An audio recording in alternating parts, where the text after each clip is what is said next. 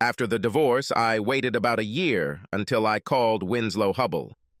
Things had calmed down and the memories had faded, at least for him. For me, they were still fresh, still sensitive. They were still strong enough to push me forward as I planned and plotted the second half of my revenge. The first was the divorce itself. It went by pretty quickly. Neither Ashley nor I had enough money to make it interesting to the lawyers, and when the facts of the breakup came to light, her parents were not interested in supporting Ash's plans to tie me up in court. As for the division of property, we didn't have much. We rented a house and earned about the same amount, so everything went pretty smoothly, despite Ash's best efforts. She didn't want to break up, but I did, and it took her quite a long time to understand that she was no longer steering the ship of our relationship. I tried to gently convince her, but when that didn't work, I threatened to send the video of her cheating to everyone in her address book. She deflated like a punctured balloon. And now, less than a year after Ashley carried out her extramarital affairs in our marital bed, we have separate apartments, separate bank accounts, and completely different lives. We've always had a variety of friends. We tried to merge them for a while, but her work buddies were part of the Brooks Brothers financial district crowd, and mine were more of the used to be a starving writer, now I'm a corporate salesman at Doc Martens tribe. As we eventually learned, bloodthirsty jackals and mischievous otters do not get along well together. I thought about punishing Ashley for her infidelity, but in the end I decided that divorce was sufficient retribution. In just a few nights of disgusting sex, she had deprived herself of a wonderful marriage, a nice apartment she couldn't afford on her own, and a promotion at her job.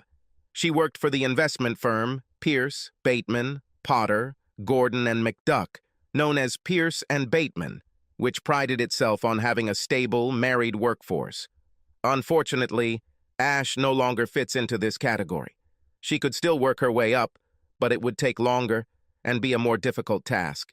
Sometimes I wondered which loss hit her harder, our nice place on the Upper West Side, our marriage, or her express route to the corner office. But actually, I think I already know. Ash received Winslow in the divorce. I suppose she would have preferred him to go with me, but she broke the egg, and I had no problem leaving her to clean up the mess. Winslow Hubble, you see, was my wife's lover. No, forget it. Lover is not the right word. Everything that happened between Winslow and Ashley had nothing to do with love or even affection. He wasn't her boyfriend either. I haven't been keeping tabs on my ex-wife since we broke up. In fact, I've done everything I can to cut myself out of her life completely. But I'd bet my last penny that she hasn't given him any time. Since I sent him, she has a video of them together. If I had to call Winslow something, I would call him the guy whose manhood unlocked my marriage. He was neither the instigator nor the beneficiary, at least not after the few evenings he spent in my bed. Winslow was a key, a tool whose purpose was to be used and then discarded. Winslow's phone buzzed twice before he answered. The double bell was a high school trick that he carried through college to his job at Pierce and Bateman. Never look impatient, never look desperate, never pick up the phone on the first ring. If you know this trick, it just looks pathetic. The same can be said about Winslow. His voice, aristocratic, arrogant. Winslow Hubble speaking. Hello, Winslow. This is Charles Walker.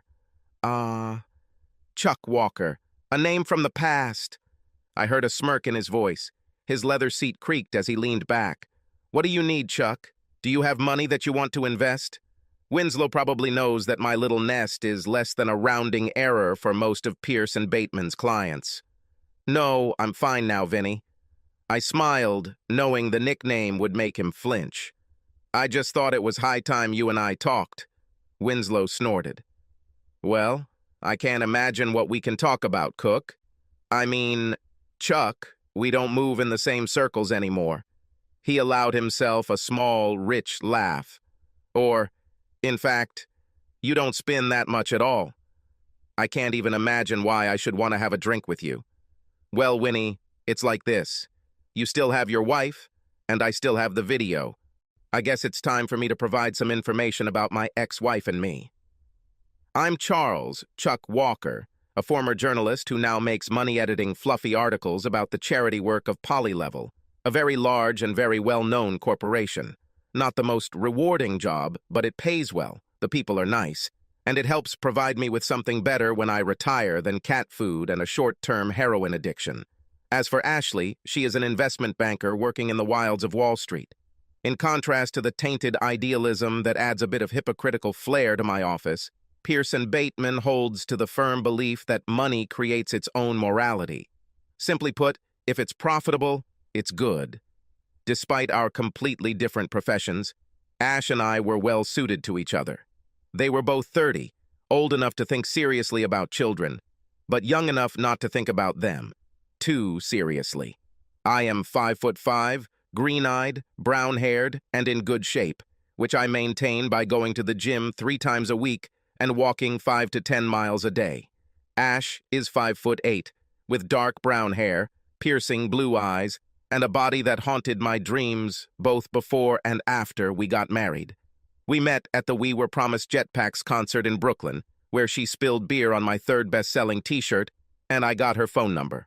I talked to her a lot that evening. We skipped the opening performance of the Scottish reggae band and sipped beer in the small smoking area outside.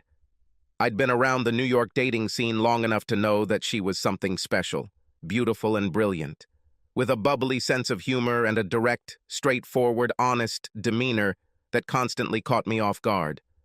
I later learned that she was the youngest of 5 children and had 4 older brothers who shared her outspoken honesty and mischief.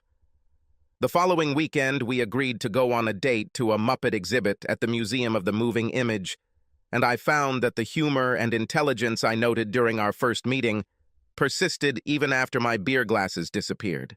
For that matter, once I was sober enough, she seemed even more impressed to recognize the nuances of her subtle banter. 6 months later, she had my ring. A year later, we got married. This was 4 years ago.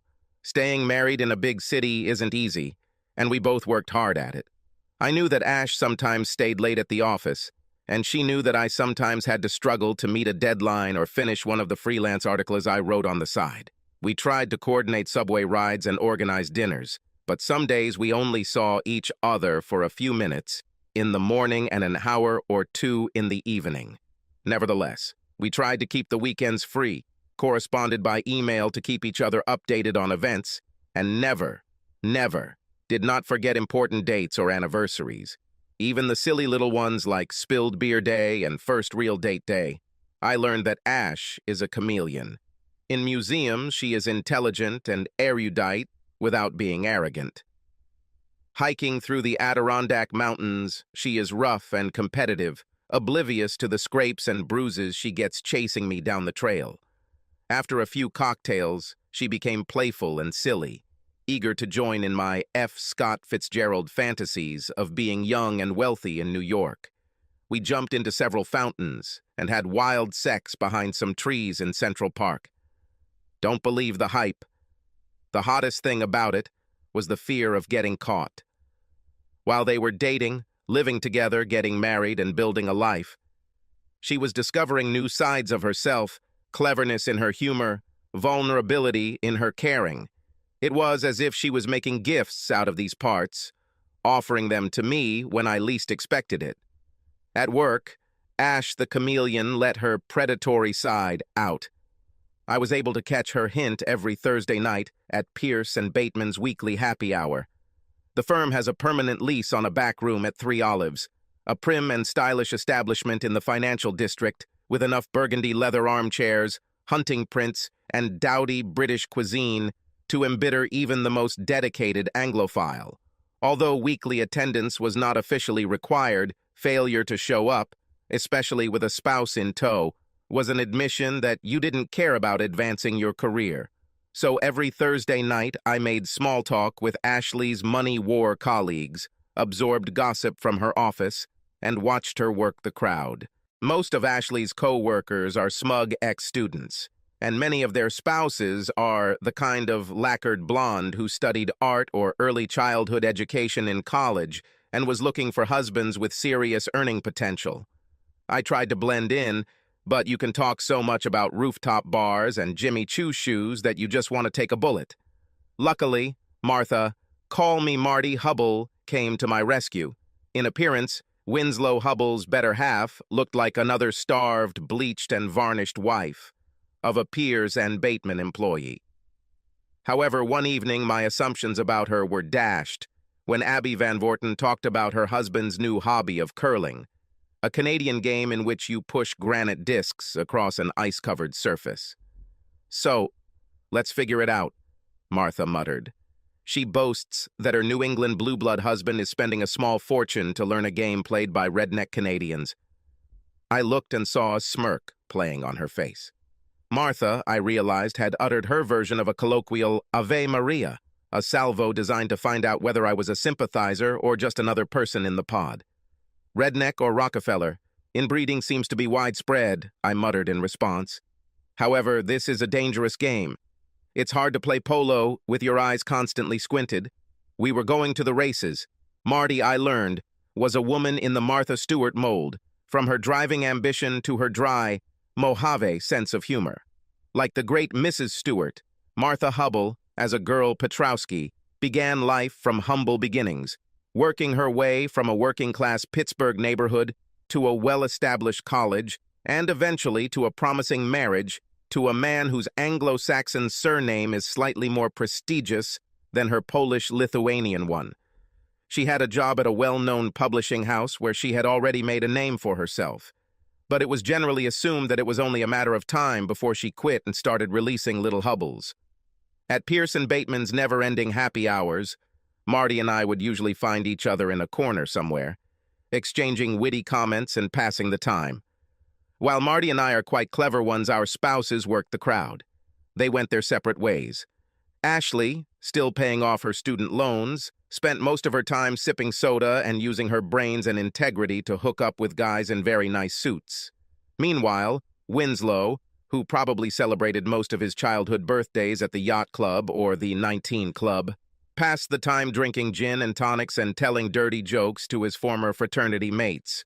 It was hard not to notice the difference in class. Ash was trying to fight her way into the lifestyle Winslow had taken for granted. Meanwhile, he went with the flow, confident that if he failed, there would always be another brother, another investment firm, another cocktail party. And, if you believe the gossip, in case of failure, he can always return to mom and dad and a fat salary managing the family fund. These were our Thursdays.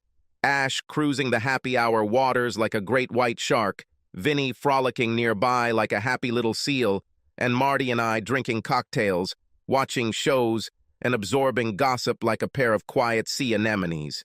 It wasn't my favorite way to spend my free time, but Ash was happy and Marty was having fun, so I didn't complain too much about having to put on a suit and support my wife. Our marriage was a balancing act between two young people, with a job that was too demanding and a connection that was too important to lose sight of.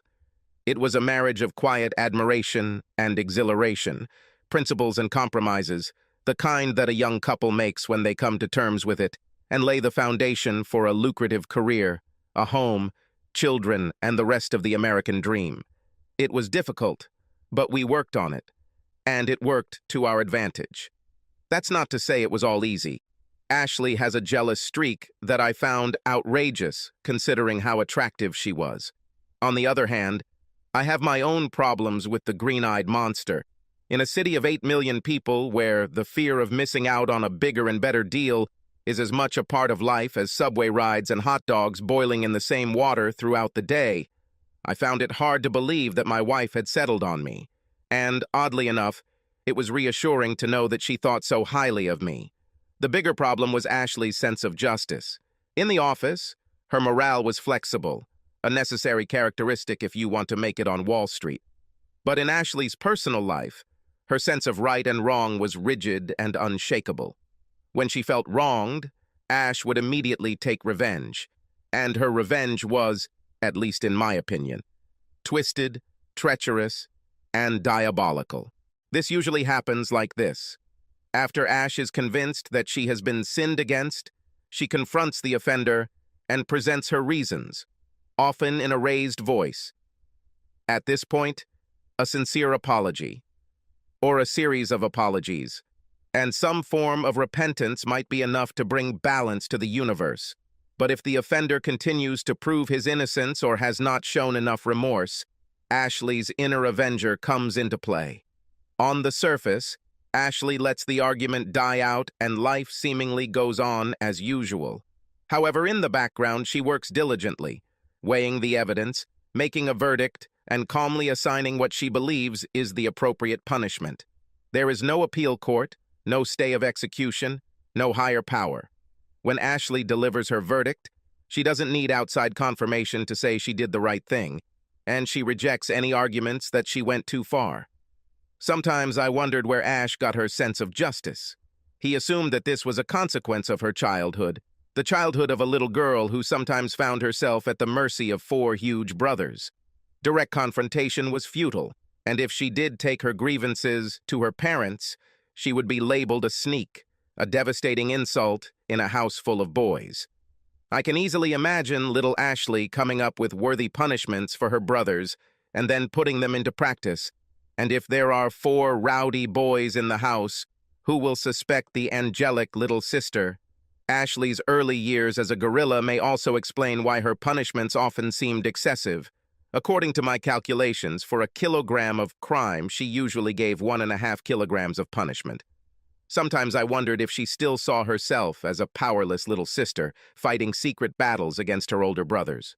Or maybe that extra 50% was a trial fee that she accrued as payback for her time as judge, jury, and executioner. As an example, one Sunday, a few months after our wedding, Ash and I were clearing out the mess in our apartment, sweeping out the junk that had accumulated in closets and corners, collecting clothes for goodwill, and saying goodbye to the college textbooks that we had finally. Then we were ready to admit that we would never read it again. By the time they finished, the living room was littered with bags and boxes, and I was hauling trash to the corner dumpster and bags to Goodwill down the block. All seemed well in Walkerland as we contemplated new space in our closets and bookshelves. 40 minutes later, I was lying on the couch, clutching a beer, as Ashley loomed over me, almost vibrating with rage. It looks like the dry cleaning bag has somehow gone missing. After finding out that it wasn't in the bin and that Goodwill wasn't going to let us roam around the warehouse looking for it, my wife was left with a full-blown rage, with no one to take it out on but me. Apparently, I didn't look through the bags carefully enough when I took them out of the apartment, and now Ash is missing 3 dresses. I apologized. What else could I do? But it was like trying to fight a forest fire with a handful of sand. After the 3rd apology, I drank the rest of my beer, told my wife I needed time alone, and went for a long walk. When he returned a few hours later, 3 new dresses were in the closet, and Ash was sleeping. The next morning when I woke up, Ashley was gone. I did my morning chores and started getting dressed for work. The process stopped when I realized that I didn't have any pants. Not in the closet, not in the laundry room. Even the suit trousers were missing. I sent Ash a message. "Honey, have you seen my pants? I cannot find them." The answer came immediately. Search Goodwill. Fighting a wave of rage, I finally found a pair of dark sweatpants in my gym bag. Not ideal, but I was running late and they should have lasted until I ran to Uniqlo for lunch. When I got home that evening, I had 3 new pants. While I put them away in the closet, Ashley watched me with a strangely pleased look in her eyes. After that, I went for a walk again. To put it simply, I couldn't be in the apartment with her for another minute. The final tally, 3 dresses lost in an honest mix-up, and 12 pants, including 2 irreplaceable pairs of suit pants, sacrificed at the stake of divine justice. I don't know exactly what scale Ashley used, but it seemed to me that the punishment far outweighed the crime. For the first time in our young marriage, I began to wonder if I had made a mistake. It took several days before we found mutual understanding again. Ashley never apologized, but my stony silence seemed to impress her. Over the next few nights, she brought home dinner, working her way through my favorite restaurants. On Wednesday, I found a J. Crew gift card on my dresser. That night, I had enough pants to last me a week, and when I went to a social gathering at Pierce and Bateman on Thursday, she greeted me with a big hug and a kiss. It seemed like we were back to ourselves. Besides the fact that the pants episode taught me to be very careful about checking trash bags before throwing them in the trash, it taught me an important lesson about Ashley's revenge. Even though she seemed to derive a sense of satisfaction from being the instrument of divine retribution, her actions did not bring her joy. She approached revenge as a grim duty, not as a hobby, something to be endured, if only as a means to fix the world. In the case of my 10 missing pants, that liability was worth about $500, not counting my now incomplete suits. We were not short of money, but changing clothes strained our finances for a month or two. Still, she accepted our fate stoically, almost as if the cost of our new wardrobe were a tithe or a tax we needed to pay before moving on. Ashley's payback never again rose to the level of missing pants.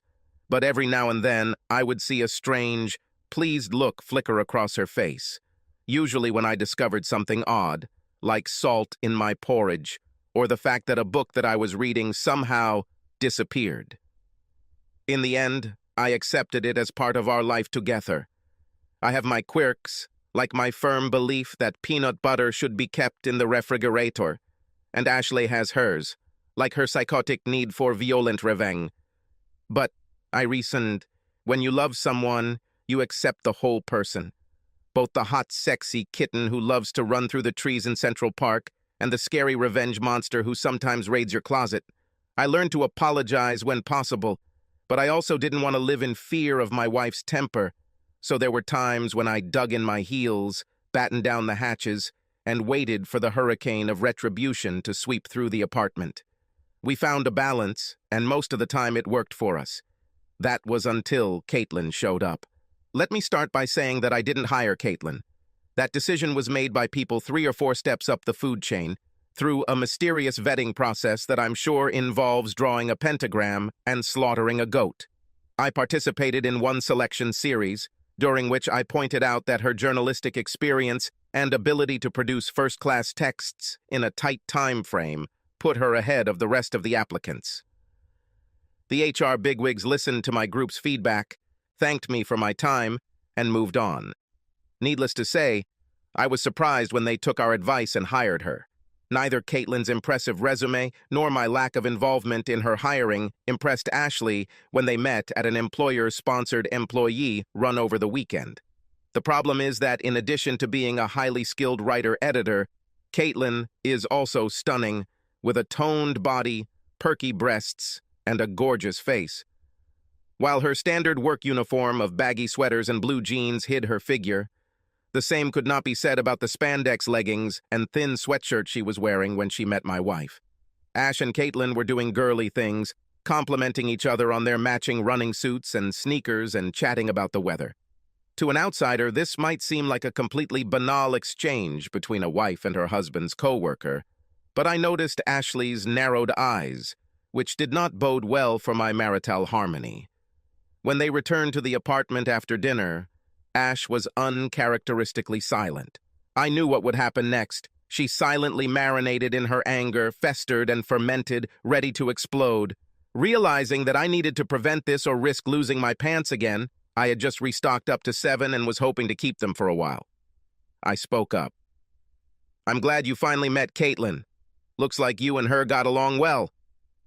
"Yes, Charles. She wonderful," my wife muttered.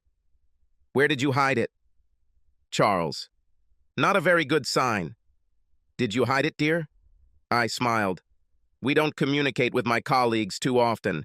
In fact, I think today you met half of them for the first time." "Nonsense. I saw them all at the Christmas party." I kept a smile on my face. "That was 8 months ago, Ash." "Heck, half the office has already changed, transferred, or moved. Or in Caitlin's case, she was hired." She frowned. "What are her qualifications?" "BA in English from Brown University with a focus in business writing.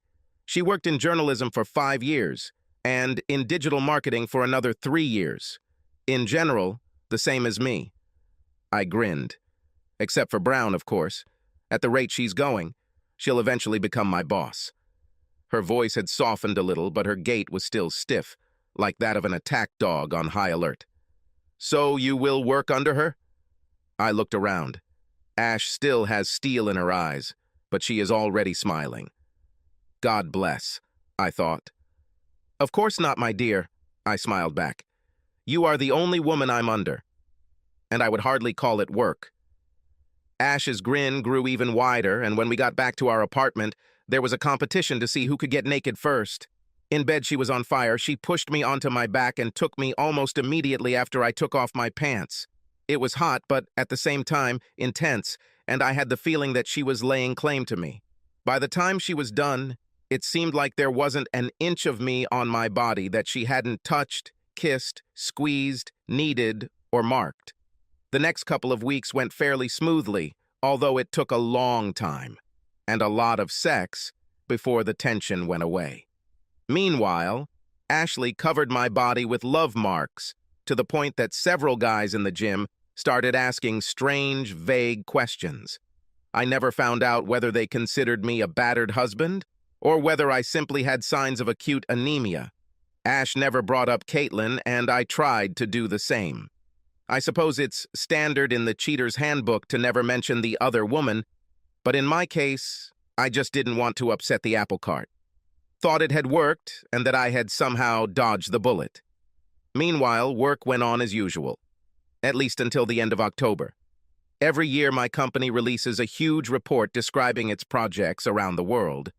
No matter how well we meet deadlines or how many emails we send, project managers at various charities inevitably wait until the last minute to send their reports. This means that my team and I have to work early mornings, late evenings, and canceled weekends for a week or two to get everything done. We call it Hell Week, figuratively, I know. Did I mention that we are writers? When Hell Week arrived, everything was almost back to normal for Ash and I. That Monday, my normal 8-hour day turned into a 12-hour editing marathon, and by the time I got home, I felt like I was being tied up with rubber bands and duct tape. All I could think about was a hot shower and a warm bed, and I certainly didn't have the energy to argue with Ashley. She attacked me before I even took off my coat. "Where have you been?" "What?" I paused, taking off one sleeve. "Didn't you receive my SMS? You mean that one text you sent 6 fucking hours ago?" I wondered if it had been 6 hours since I sent a message, reminding Ashley that I was going to be at the office late. To be honest, I couldn't remember. Even in my daze, I realized I had 2 options: get into an argument with Ashley that would likely end with me sleeping on the couch, or try to defuse the situation by making my way to the bed and falling asleep. "How long ago?" I asked vaguely, finishing taking off my coat and starting to rummage through the closet in search of a hanger. "Sorry, I lost track of time." She tapped her foot. This was not good. Still would. I sighed. "Remember when I told you this was Hell Week, Ash? That my team will spend the entire day, plus a few more, trying to put together an annual report? Here. Remember, I asked you to keep in touch so that I knew about dinner time? Shit. Yes. Damn. I'm sorry, Ash. It was crazy and I couldn't check my cell phone all the time. It will be like this all week. Here. She was there? The whole team was there all day. Including Caitlin, I said. I looked Ashley straight in the eyes with as much sincerity as I could muster, considering that my eyelids seemed to weigh about 20 kilograms each. "Ash, I'm really sorry I didn't check my phone. I've spent the last 12 hours putting out fires, and frankly, it will be until we meet the deadline next Thursday. It's 8 days. 10. Remember last year when I had to work all weekend? I'll have to do it again this year." I let my shoulders drop. I needed to go to bed. "Ash, I'm really sorry, but this is part of my job. This was part of my job long before Caitlin was hired, and will be part of my job after she leaves." "She leaves?" The tapping stopped. I chuckled dryly. In the end, you know how it is, team members are constantly moved and mixed. The only reason I haven't been transferred is because there is no one who can edit articles and run the website at the same time. Ashley's brow furrowed again. "But for now, Will you still be working with her? Yes, my love. I'm still working with Caitlin, and with Aaron, and with Kim, and with Jake, and with Brandon, and with the rest of the team, and that's all I do. We came to a compromise. Ashley allowed herself to be reassured, and I agreed to respond to her text messages with due readiness. She wanted immediate answers, but I persuaded her to give me 10 minutes of freedom. It was a classic compromise, but neither of us was particularly happy with it. I would have to be on an electronic leash during the most difficult time of the year, and she would have to deal with her jealousy. When we went to bed, there was still something akin to a hard look in her eyes, but she quickly snuggled up to me and pulled my hand to her chest. It was still there when I woke up the next morning. A fragile peace reigned in our apartment. At work, I felt like I was constantly caught between Ashley's insecurities and the editing pile that grew no matter how quickly we worked as a team. I knew from the previous year that we would eventually reach a tipping point and the tide would begin to subside, but that was almost a week away. Meanwhile, Ashley was pushing her text messages to the limit. At least 10 times a day a text message would appear, and I would have to stop what I was doing to respond. Usually, I'd just have to pause editing for a minute, but a couple of times she'd text in the middle of a meeting, and I'd have to write a quick reply under the table, hoping no one would figure out what I was doing. Her messages were always harmless. Little notes like, "How are you?" or "I hope everything is fine." But the meaning was clear. I was being watched. Time was also a challenge. Sometimes Ashley would start texting a few minutes after I arrived at the office, but other times she would wait an hour or so. Sometimes they followed each other in a row, and sometimes hours passed between them. I felt like she was playing battleship with me, hoping to catch an unprotected moment when Caitlin and I were having a quickie in a closet somewhere. This could have continued until the end of Hell Week, but I made a mistake. My phone charger at home was on its last legs and only worked if I tucked the cord under the phone and pulled it tight. It was an easy fix. All I needed was to buy a new cord. But it all happened during Hell Week, and between Ashley and the annual report, I didn't have enough working brain cells to deal with another problem.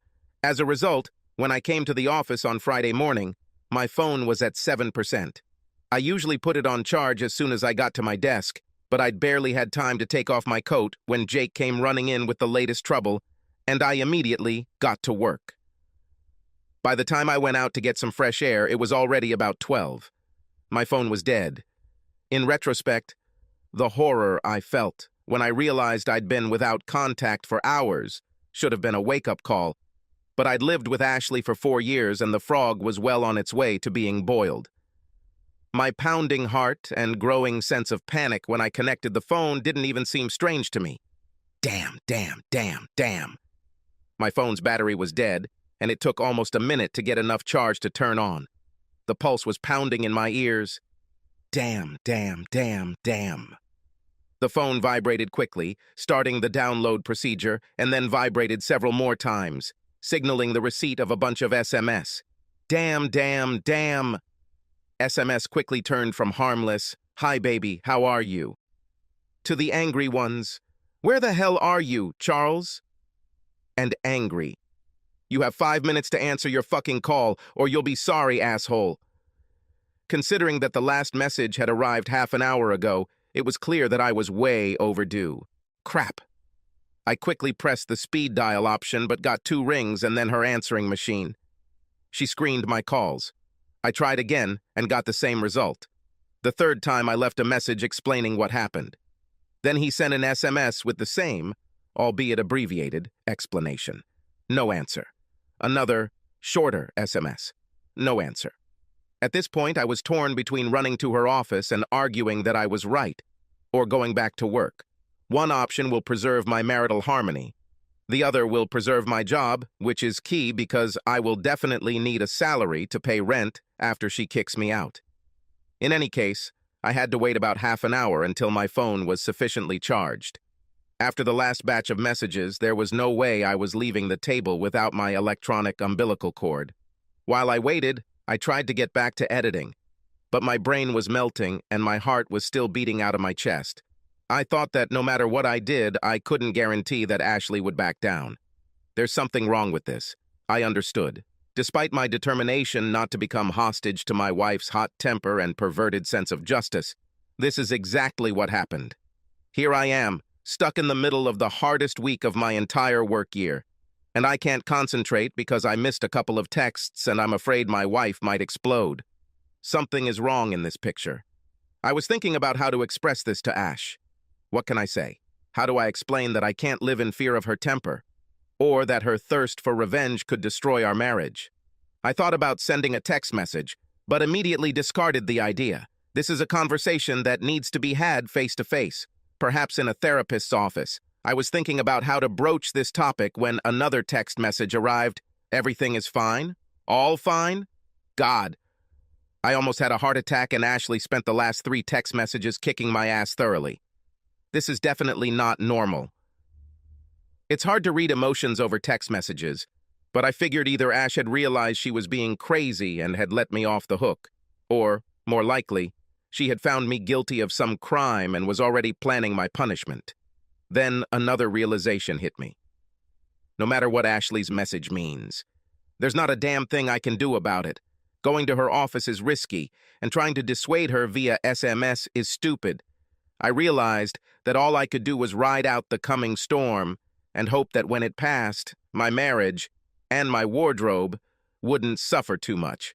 I actually tried to leave work early, but by the time I got home, it was already 8:30 p.m., and, like every night that week, I was shattered.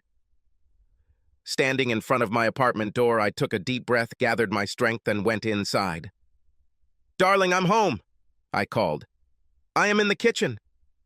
Her voice sounded normal, and I allowed myself a little optimism. Maybe things won't be as bad as I thought. On the other hand, her cheerful voice raised some concerns. Why isn't she more upset? Has her revenge already begun? Will my dinner be full of laxatives, vomit root, nails? Hanging up my coat and taking off my boots, I prepared for the attack. Instead, he received Ashley with a relaxed smile on her face. "Welcome home, honey," she chirped, hugging me. The kiss she gave me was warm, loving, and slightly minty. "What's happening?" I was still in damage control mode. "Hello, my love. Sorry I missed your SMS today. My phone was dead and..." She smiled. "Don't worry about it, honey. You explained everything in your message. But..." She stood up and kissed me again. "No buts. Mistakes happen. On the way home from work, I bought you a new cord. Who is this woman and what did she do to my wife?" In hindsight, I probably should have investigated further, but it was almost 9. I had just returned home from 12 hours of work, and having barely prevented one heart attack, I didn't want to cause another. With a sigh of relief, I gave in. "Thank you, Ash. I'll make sure my phone is charged tomorrow."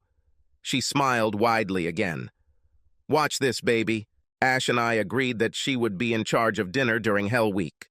She ordered Chinese takeout, and I poked around a bit, but the day threw me off track and I soon found myself dozing over my plate. "It's time for me to go to bed," I said. "You are walking?" She smiled at me again. "Maybe after a while. I want to read a little." Cold. I walked to the bathroom, took a bath, and fell into bed. As I was dozing off, I noticed a slight smell of something in the air. Maybe an air freshener? I didn't have time to think about it before sleep took over. The next day was Saturday, but I still needed to go to the office. I got up, took a shower, and dressed quietly. Before leaving the bedroom, I looked at Ashley on the bed, curled up in the fetal position and wrapped in soft yellow sheets. She looked so peaceful. This is another chameleon face of hers, a soft, vulnerable woman that I want to protect. Nothing like the tough financial analyst in the dark pants suit or the confident wife I saw the night before with a satisfied look. Stop. Satisfied? I felt my good mood deflate. Crap. I shook my head. You shouldn't create problems where there are none. I told myself that the trousers were not missing, the clothes were intact, and there was no reason to take on tomorrow's worries when I already had a difficult day ahead of me. However, my thoughts kept returning to that look in her eyes. Did it really happen? Ash only texted me 4 times that day, and I tried to respond quickly. They were all fun and lighthearted. no yelling or swearing, and she seemed pleased with my answers. When I returned home that evening, everything seemed normal, mostly normal. Her kisses were even more minty than usual, and she ordered chicken in lemon sauce at a Greek restaurant. She often ordered takeout, but I wasn't going to fight about it. I looked for that satisfied sparkle in Ashley's eyes. Maybe he was there. I wasn't sure. No matter how tired I was, I thought I was imagining everything. In the bedroom, I smelled the air freshener again. "Honey, it smells strange here. Did you spray something?" "Yes. I think one of the neighbors smokes. There was a very strong smell. Strange. A few neighbors actually smoked weed, but we usually smelled it in the hallway, not in the bedroom." I shrugged. The mystery is solved. Sunday morning was the same. I woke up at 6, took a shower, and dressed in silence. I looked at Ashley, nestled on the pale green sheets, looking like some kind of mermaid or Botticelli's Venus, albeit dressed in a flannel nightgown. I kissed her and left for the office. Later, it occurred to me. On Saturday, the sheets were yellow, and on Sunday, they were green. I shrugged. We change our sheets fairly regularly, but we don't have a set schedule. I think Ash just decided it was time to change the bedding. That night was the same. Peppermint kisses, food from the corner diner, notes of air freshener, uninterrupted sleep, maybe the smug look on her face. The next morning, a quiet shower, a silent farewell, and a kiss to my wife, dead asleep and comfortably nestled on the white sheets. That day, I was at work. Damn, white sheets. I couldn't think of any reason why Ashley would change her sheets 2 days in a row. Well, not one that I would like to consider. Add in a refresher and perhaps a pleased look, and Ash seemed to be upping her revenge game. If she does what I thought, then this is not just the disappearance of pants, but irreparable damage to married life. For a moment, I doubted whether I really wanted to know the truth, but realized that this is a case where ignorance is definitely not bliss. I can't live with my suspicions, and, if they are true, I'm pretty sure I won't be able to live with my wife. Before I could change my mind, I did some research and placed an order on Amazon. $206, including expedited shipping. And a pair of spy cameras is on its way to me. I prayed that my suspicions would be wrong. That evening, peppermint kisses, Moroccan food, air freshener, and rose-colored sheets. The look of satisfaction was definitely there. I looked in the laundry basket, but it was empty. Damn, damn, damn. On Monday, the wave of editing peaked and began to recede. The pile of stories began to dwindle. The end was near.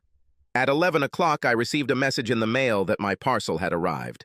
By midday, work had slowed down a bit, and my employees barely looked up when I told them I had to run to a meeting. The cameras were disguised as a smoke detector and alarm clock, and installing them in my bedroom was a piece of cake. Ash wrote 5 text messages that day. At 5:15 p.m., I received a message that the cameras had activated. Apparently, my wife got home early. An hour later, I received the last text from Ashley. I wanted to know the truth, but if the video was what I thought it would soon begin a process I hoped I would never have to go through. I was messing around with my work and decided I wouldn't watch the video until the next day. If my marriage is over, it can wait one more night. I texted Ash to let her know I'd be home at 8:30. I wondered if she would get angry, but I couldn't bring myself to care that much. My emotions were muted and clouded as if I could feel them through a fog. At 8, I stumbled home. That evening, peppermint kisses, takeout pizza, air freshener, a satisfied smile, yellow sheets again. This made sense since we only have 4 sets of bedding. This also explained yesterday's trip to the laundry. As I tossed and turned in bed that night, I realized that no matter what was in there, I never wanted to smell air freshener again. The next morning. Ash lay curled up in her bed, beaming in the morning sun. I looked at her for a long time. I'll miss this. Between insomnia and fear, I was still in a deep fog. I became aware of it. When it dissipated, I realized that an ocean of pain awaited me. I got dressed and showered in silence. Ash blew one last kiss goodbye. Things have mostly calmed down at work. It might be another 2 or 3 days before we're done, but there was light at the end of the tunnel. At 11 o'clock, I told the team that I was going to a quiet place, a conference room that the company had equipped with sofas, chairs, and a couple of small tables. It was essentially the corporate version of a college study room. It was also the only place where I could watch videos from my bedroom in relative privacy. The only other person there was Kim, one of my colleagues. She was curled up in a chair by the window, completely immersed in her laptop. I settled down on the sofa at the far end of the room. If the videos show what I expect, then I would like to have my back to the wall. My plan was to listen to the video rather than watch it. I reasoned that seeing Ashley in the arms of another man would make her impossible to forgive, and I didn't want to close off all options, including reconciliation, before I knew what I was dealing with. So I put on my headphones, queued up the smoke detector video, and slammed the screen shut. From the sounds of it, it was exactly as bad as I expected. The camera was motion-activated, so it started recording when someone entered the room. I heard the rustling of clothes and laughter, and then a strangely familiar voice. From what I heard, it became clear to me that my wife was giving pleasure to some man. At the same time, he laughed at me. About halfway through the audition, I recognized the voice. It was Winslow Hubble. My vision blurred and I closed my eyes, feeling tears rolling down my cheeks. I was crushed, yes, but also confused. I'm not going to say that Ash works in an office full of Chippendale models, but in the vat of testosterone poison that was Pierce and Bateman, there is no shortage of toned bodies, strong chins, and chiseled features. But instead of getting herself an office hunk, Ash chose the flabby, fattest trash from the small part of the gene pool for sex? It didn't make sense. The soundtrack provided clues to Winslow's appeal. A moment later, he began again to mock the size of my manhood and praise his own. I didn't expect Ashley to come to my defense. And so it happened. She was never a particularly vocal lover, but apparently Winslow Hubble inspired her to new achievements. She screamed and complained that her sex had never been so amazing. Winslow pushed her, demanding to know if my manhood was less, my sex less perfect, my control of her body less perfect. And Ash gave him what he wanted. It's not easy to hear that you're worthless in bed, and it's especially hard to hear yourself compared in a negative way to a worthless sack of crap like Winslow Hubble. Then I heard Winnie moan loudly, and Ash followed it with a series of screams that rose to an operatic crescendo, the likes of which I had never heard from her before. Her screams pierced my ears, driving my thoughts away, leaving only fragments. Better than me, cook. I felt frozen, devastated. I could hear their heavy breathing in my headphones, in my ears, pant. I looked up at the clock on the wall. I stared blankly at the numbers, at the second hand running across the dial. It's only been 20 minutes since I started the video. My brain is stuck on a number, repeating 20 minutes, 20 minutes, 20 minutes, 20 minutes to end my marriage, 20 minutes. Wait, 20 minutes? 20 minutes. Considering the time it took to undress, please your lover, and lay on the bed, how much time is left? 5 minutes? 10? How good was Vinny? Isn't this guy as gifted as a Clydesdale? Does he know some long-forgotten oriental secrets that make women arrive at the finish line like freight trains? Is there really a sexual genius buried in that plump, pompous body? Ashley and Winslow were still puffing in my ears. Then he spoke. From the conversation, I realized that he wanted to humiliate me in every possible way. Ash asked, "Why does this turn you on so much?" Winslow chuckled. "Your ideal husband. Every Thursday, I watch him and Marty have their little conversations and look at us all as if judging. It's like they're so smart, so much better. I wonder what he would say if he knew I was here and giving you this." She snorted with laughter. "Do not dare? Don't worry, my dear. I'm not going to do anything that would jeopardize that. Or my marriage, for that matter." I opened the computer and pressed pause. The camera was focused on the two of them. Winslow is all red and sweaty. His mouth is open, his eyes are half closed. Ash lies next to him, the sheet pulled up to her collarbones, her eyes sparkling with smug satisfaction. That damn look. I couldn't figure out what it was. Joy. Casual cruelty. 20 minutes. Over the years we've been together, I thought I'd learned a few things about Ashley, including the fact that she wasn't the quickie type. Sex with her, even our quickie sex on weekdays, was slow, with a lot of languid foreplay and teasing. The idea of ripping her clothes off and pushing her to her breaking point in less than half an hour was simply unimaginable. Either Winslow is some kind of sexy wizard or something else is going on. I need to watch the video. From the sounds I was hearing, my marriage was already over, and I couldn't imagine doing any more damage. Crap, I thought gloomily. Maybe I'll learn something new. I rewinded the video back to when they first entered the bedroom. A little over 19 minutes. Then I pressed the play button. I've heard stories about the Nixon-Kennedy debates. People who heard them on the radio were confident of Nixon's victory, and those who watched them on television were confident of Kennedy's victory. Watching Ash and Winslow, I finally understood this phenomenon. Ashley was the host from the very beginning. Seeing her with Winslow made me realize I was watching a masterclass in seduction. Her every glance, every smile and grin was designed to convince him that he was, in fact, an irresistible Don Juan. And this is complete nonsense. When I saw his equipment, I laughed in surprise. This man was, well, let's just say, not gifted. At first I wondered why she pulled Winslow down, but when his face was hidden, everything became clear. When he couldn't see her anymore, Ash didn't have to watch her expression. Although she continued to declare that he owned her body and bed, her eyes were focused into the distance, and her expression remained blank. I knew that look. Ashley was a million miles away, mentally going through her shopping list, planning dinner, or imagining herself on a beach somewhere. It was not a look of bliss.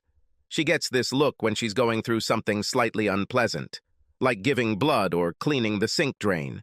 I imagine that this is exactly what she looked like at the gynecologist's appointment. As I may have mentioned, Ashley's body has haunted my dreams. And for good reason. She was a vision, a classic work of art. Botticelli's Venus. Winslow, on the other hand, was barely recognizable as a man. Pale, cheesy flesh, greasy and slightly gray. Seeing them together is like watching a manatee trying to mate with a Madonna statue. I couldn't help but burst out laughing, even though tears were still dampening my cheeks. In front of me is Ash, taking revenge on me for some imagined insult by doing something so unpleasant that she has to mentally distance herself. But Winslow, imagining himself the master of the universe, taking away the spoils of war from the man below him, loudly declared his sexual superiority over the poor bastard, whom he cuckolds. And me, poor bastard, watching my wife do what was clearly the sexual equivalent of taking out the trash while she loudly admonished her partner, trying to hurry him along. In an instant, I understood why Ash chose Winnie. It wasn't lust or desire. In fact, it was quite the opposite. She chose him because he is simple, accessible, and a relationship with him is unlikely to develop into a long-term one. Most importantly, Ashley knew that will not receive pleasure from sex with him. If she had chosen one of the square-jawed jocks from her office for revenge, the scales of justice would have swung the other way, from divine retribution to corrupt infidelity. So instead of having sex out of joy, she did it out of obligation. Instead of choosing a partner who attracted her, she chose one who disgusted her. She hurt herself to hurt me. I understood Ash's reasoning. To some extent, I even respected it. But I couldn't get past it. Watching what was happening on the screen, I realized that she was scaring me. Throwing out a closet full of pants is extreme, but also slightly funny, and it has become a silly story I sometimes tell friends after a few drinks. But in the process of turning Ashley's justice into a comedy act, I allowed myself to overlook the darker aspects. The fact is that my wife did a very destructive thing, knowing full well that it would put a strain on our marriage and on our finances. It would make me, the man she claimed to love, feel unsafe in my home. Now she inflicted another severe punishment, many times worse than her raid on my wardrobe. Everything else, the fact that I didn't deserve to be a cuckold, The fact that I might never find out about it didn't matter. All that matters is that she did it, and that, judging by that damn look of satisfaction, she doesn't doubt her decision for a second. What other punishments might she consider justified? Seriously, what next step after cheating? Cripple? Amputate? Cook it like a rabbit? What if we had children? Can I risk that one day they will become part of one of her plans for revenge, pawns in her quest to bring balance to the universe? Or worse, what if they too become victims of her justice? Watching Ashley's expression as she lay next to Winslow, I realized that I no longer felt safe with her. Not in my wardrobe, not in my relationship, not in the bed she had desecrated. While I appreciated that she changed the sheets, it doesn't make up for the fact that she allowed this pig, this sleazy pile of pus and privilege, to enter our home and have her in our bed. If she did it on Friday, as I suspected, then she had fucked him in our bed 5 times already. She's going to do it again today. I realized that I could not return home that evening or any other in the near future. Given what I've seen, I must confront her, and given her belief in my alleged infidelity and her desperate need for justice, there's no telling what her reaction will be. How can you properly take revenge for a divorce? And what would it look like with another 50% added? The only question is, when should I warn her? The angel on one shoulder voted to send her a message immediately. He proclaimed that the quality of mercy was not unnatural, that forgiveness was divine, and that I should let her know before she screwed Winslow again. The devil on the other shoulder whispered that even if I didn't want to punish her, that didn't mean I shouldn't allow her to punish myself. At 5:20, my phone vibrated.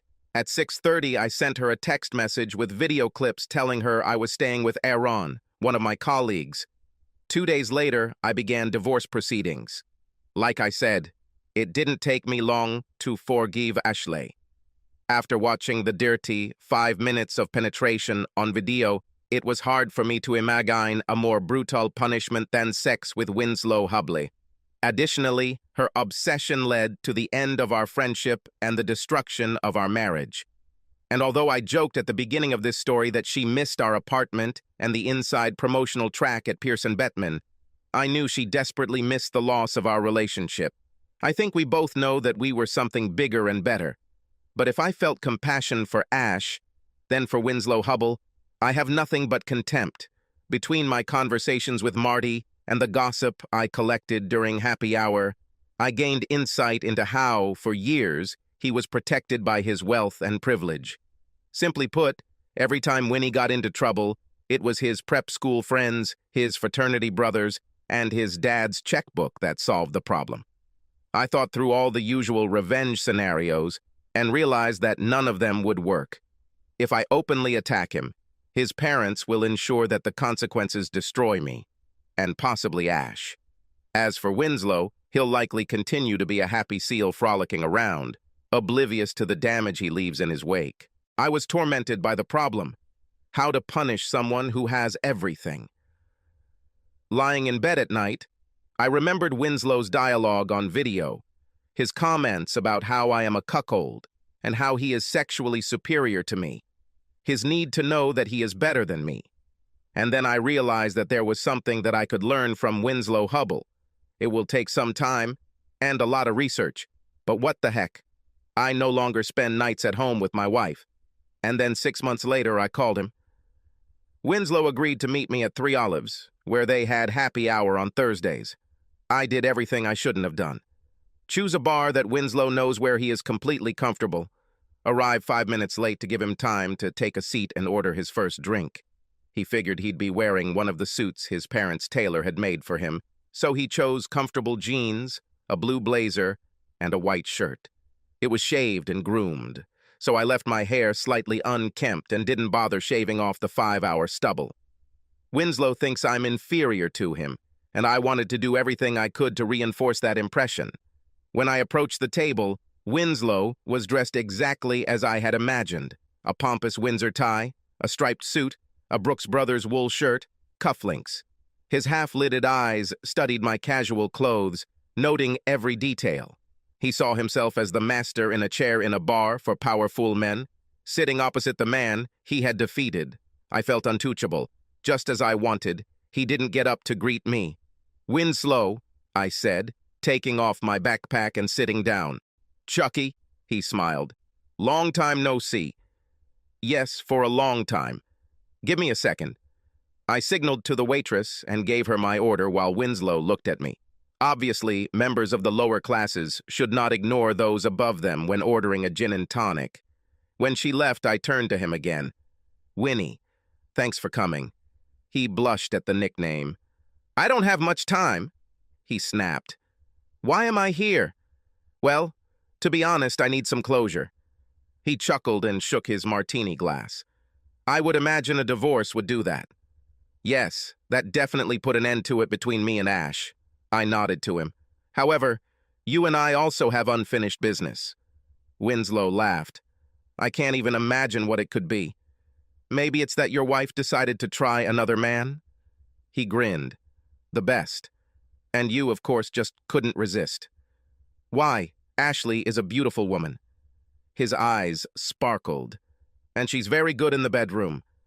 Besides, from what she said, you weren't giving her what she needed. We'll come back to this later. After I found out about you two, I thought about revenge. In Ashley's case, everything is simple. We got divorced, and I haven't seen her since then. We had a great marriage, and she ruined it. She'll have to live with it." I sipped my drink. "You, however, turned out to be a tougher nut to crack." "What are you talking about?" "Here's the thing, Vinny. You are protected. Let's say I do the obvious and beat you to a pulp." His eyes widened, and he slowly removed his hands from the table. "I have no doubt that I can do it, and I'm sure it will be a lot of fun. But as soon as I have time to wash the blood from my hands, your parents will lock me up." I looked down at his hands on his lap. "Besides, you're probably the kind of pussy that mom and dad make you carry around a panic button. In which case, I'll be lucky if I get a few punches in before the hired guards take me to the floor." Winston blushed and pointedly put his hands back on the table. He took a sip of his drink. Big gulp. "So, you're not going to try and beat me up?" "No. The same goes for murder. I'm sure I can find someone to put a bullet in you. Maybe I can even save up some money and find a real professional who can make you disappear." Looking at his face, I tried not to grin. I needed to look serious. "But then I'll be faced with the same problem. Your parents will undoubtedly hire a bunch of investigators, and I'll have to worry about all the evidence my killer will leave behind. Sooner or later, he'll be caught. They'll get in touch with me, and then I'll end up in jail, this time charged with murder and with a few thousand less to spend on my legal defense. Why not leave everything as it is? I'm sure I could—" I interrupted him. "I thought about an adult film out of revenge. I could send a video of you to your friends, your parents, your work."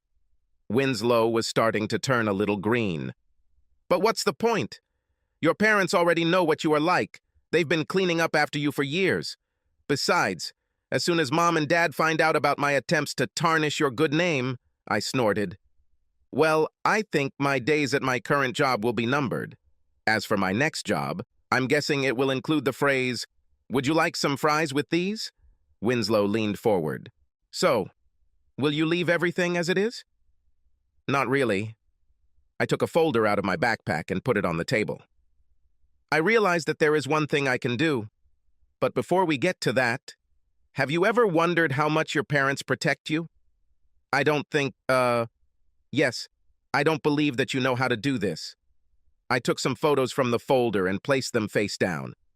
Planning my revenge, I did a lot of research.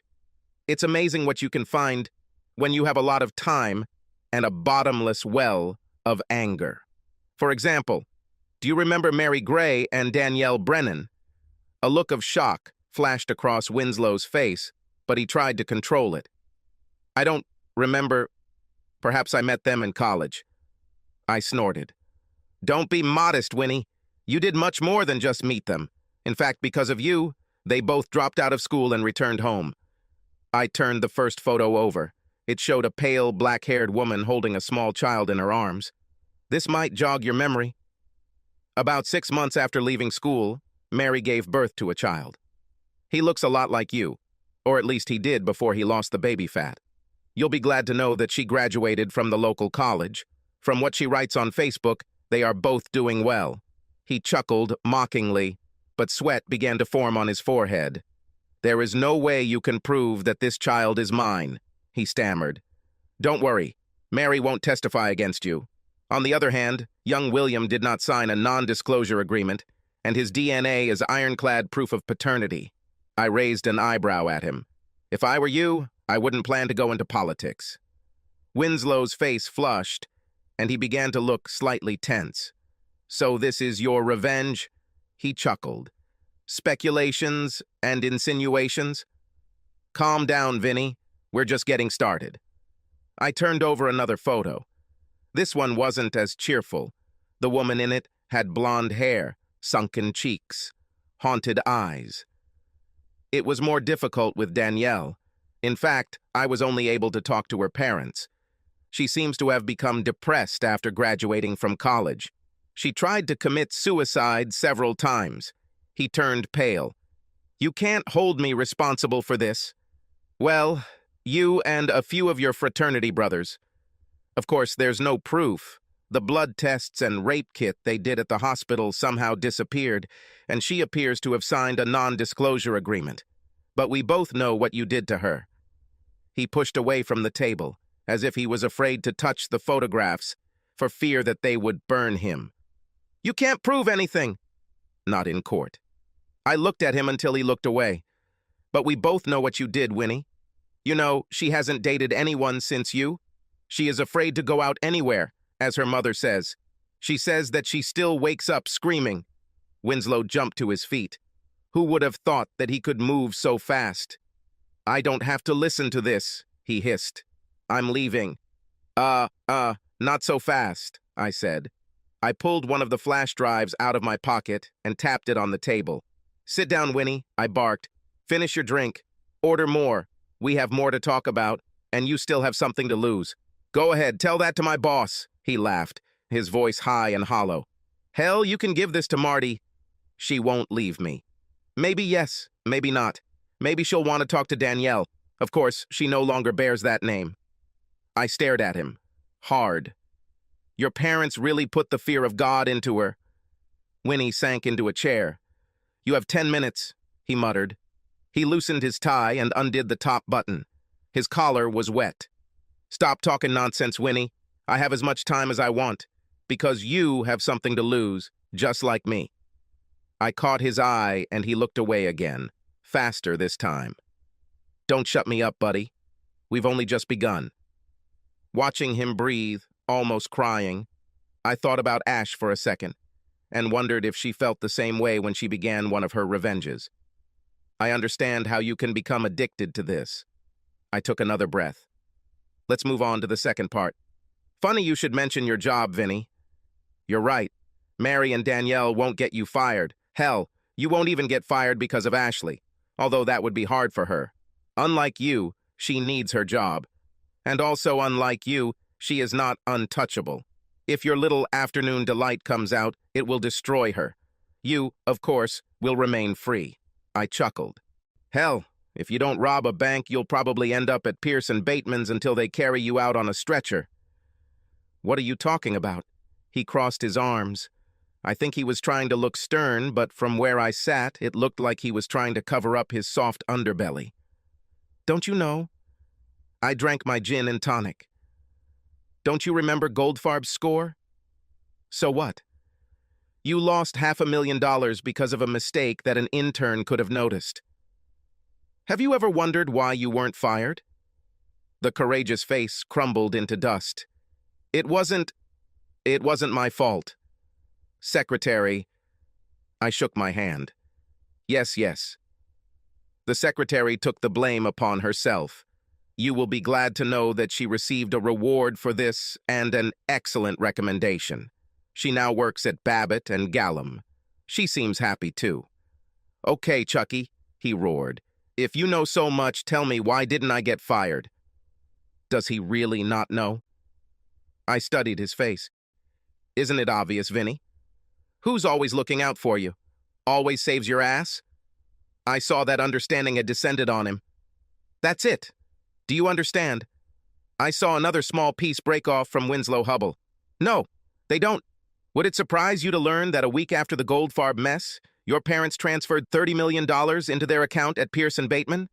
He looked at me with dawning horror. And that's in addition to the $150 million they already have there. He said, stuttering, "No, they never... They are the ones who pay your salary, Vinny. Between brokerage and transaction fees, commissions, profit sharing, and a bunch of other odds and ends, I bet your parents are actually paying Pierce and Bateman a little more just to keep you around. I work with some of the firm's largest clients." I laughed. He really doesn't know. "Winnie, come on! You're shuffling paperwork around the firm's biggest accounts, and I'm willing to bet they have someone keeping an eye on you to make sure you don't screw up too badly. In fact, you, Pierce, are Bateman's highest paid intern. Hell, most of the secretaries there do riskier jobs than you." "I'm the fucking vice president," he said, his voice racing. "Your wife obeys me." I spoke quietly, as if to a child or a wounded animal. "You will be vice president as long as your parents invest their money in Pierce and Bateman. Hell, if they invest enough, you could even work your way up to SVP or COO, but you'll never be more than a glorified paper deliverer." I took a sip of my drink. As for Ash, I'm willing to bet that her submission to you mostly involves sending a few of her emails from you to someone who has some real power.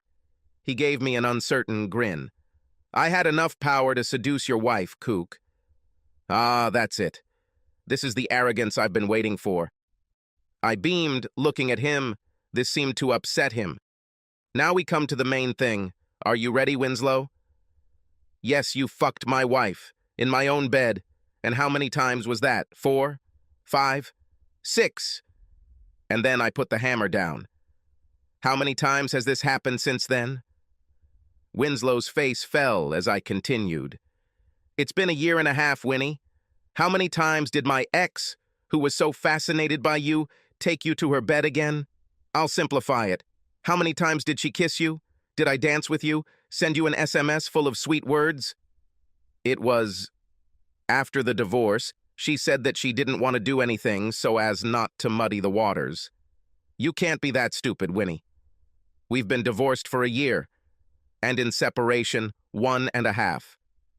I laughed at him. "Besides, everything is crystal clear. Once I moved out, you could have sex with her every night and twice on Saturdays. The only reason you're not together right now is because she doesn't really want your fat flesh touching her." "Fuck you, cuckold," he shouted. "She liked what I did to her." "I was a hell of a lot better than you." I leaned back in my chair. "You know, when I was watching you, I noticed something funny, Winnie. You seemed to talk a lot about me." He blinked. "What are you... what?" "Watch the video. It's amazing how much of your conversations concerned me. The size of my man's tool. How much more yours is than mine. How much better are you at sex compared to me?" "What are you..." He was breathing heavily. I fucked. Better than her little cuckold boy." He tried to give me a triumphant smile. He failed. I laughed. "Here it is. Cuckold boy. You often said this in the video, too. See, here's the thing. When most men find themselves with a beautiful woman, they can't stop talking about her. About how beautiful her breasts are. What a gorgeous face she has. Well, you understand.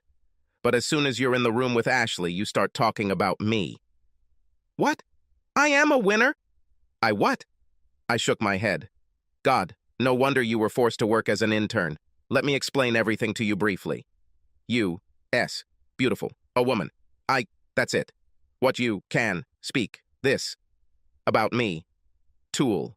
No, stop it, I don't. What me long? So thick.